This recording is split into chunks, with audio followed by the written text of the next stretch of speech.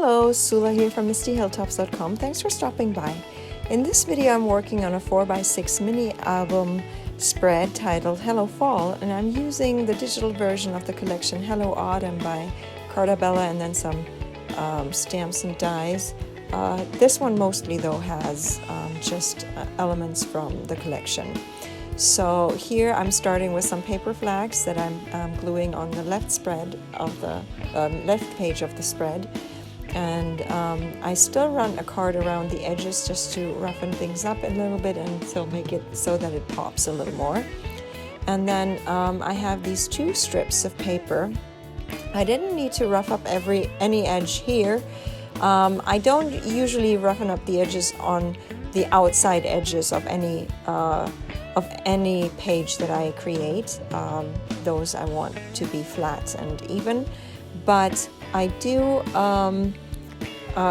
any other. I run a card along the edge of any other, and then I use a ribbon. Here I just use a ribbon to divide the two and create some contrast here. And so because this is where I will an album where I will glue each page back to back, so it doesn't matter when things get tucked behind on the back side, because there will be another page that will be glued against this page, and in between goes the binding. That's how I plan to put together this album.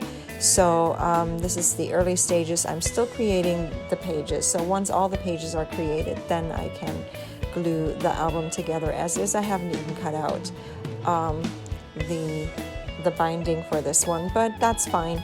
It'll be easy to create in Silhouette Studio. So anyway, here I'm having trouble to get that ribbon to stick down, and it doesn't want to do what I tell it to do.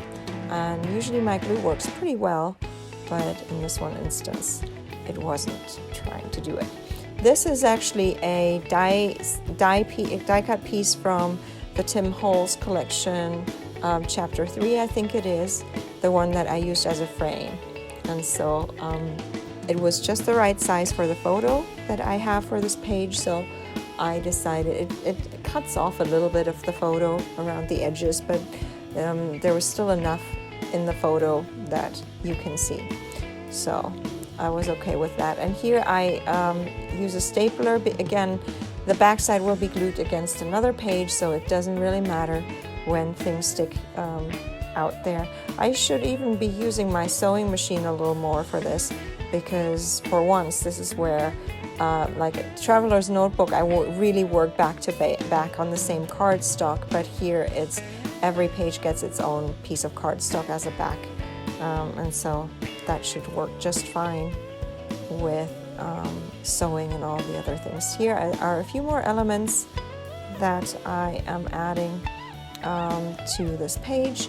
I kept things simple because I think the patterns are pretty crazy.